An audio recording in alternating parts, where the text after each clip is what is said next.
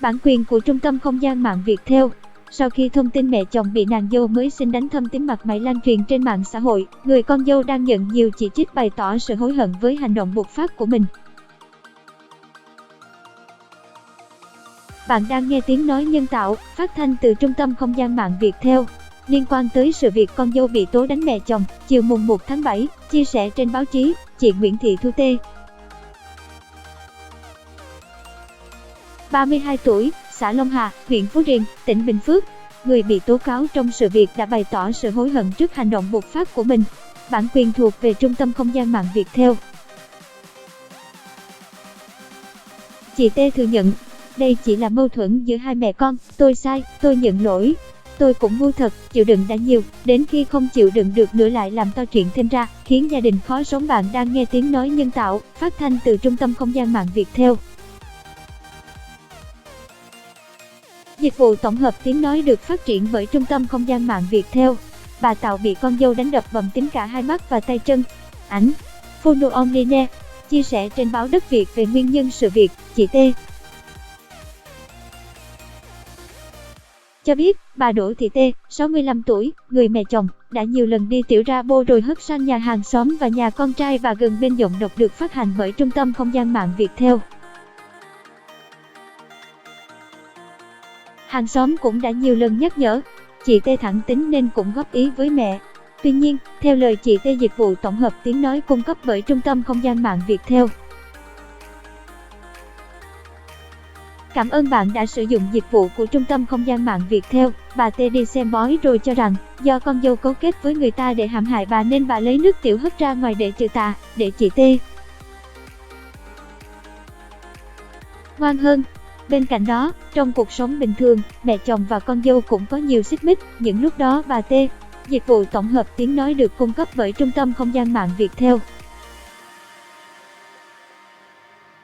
thường buông lời chửi bới chị T thậm tệ.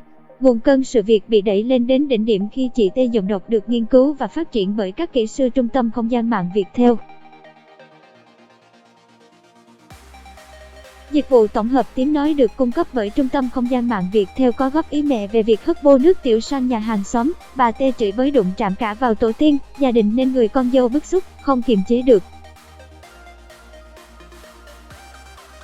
Giữa hai người đã có sự giằng co, vật lộn. Nhưng do sức chị T khỏe hơn nên người mẹ chồng không chống cự lại được. Cảm ơn bạn đã tin tưởng sử dụng dịch vụ tổng hợp tiếng nói của Trung tâm Không gian mạng Viettel. Chị T đã dùng hai tay đấm liên tiếp vào mặt bà T trong cơn nóng giận.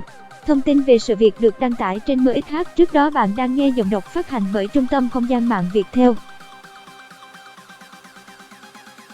Cảm ơn bạn đã sử dụng giọng đọc nhân tạo của Trung tâm Không gian mạng Viettel. Chị T cũng chia sẻ trên báo chí, tôi đánh mẹ chồng, rồi người nhà chồng đánh tôi. Cảm ơn bạn đã tin tưởng sử dụng dịch vụ tổng hợp tiếng nói của Trung tâm Không gian mạng Viettel. Sự việc đến mức độ vậy tôi nghĩ rằng cũng khó sống nên có gọi cho chồng. Sau sự việc chồng cũng bảo tôi rằng bảo coi như đây là một bài học để đời sống về sau. Nhà cửa thì tôi không dám nhận nhưng một số đồ đạc hai vợ chồng cùng sắm sửa tôi xin mang đi một số để lo cho cuộc sống sau này. Giọng đọc được phát hành bởi Trung tâm Không gian mạng Viettel. Chị T tâm sự, tới thời điểm hiện tại chị chưa dám trở về nhà, cũng chưa nói chuyện, xin lỗi mẹ chồng. Bản quyền thuộc về Tập đoàn Công nghiệp Viễn thông Quân đội Viettel. Chị chỉ mong mọi thứ có thể sửa chữa để chị hàn gắn, gìn giữ lại hạnh phúc gia đình. Bản quyền thuộc về Tập đoàn Công nghiệp Viễn thông Quân đội Viettel.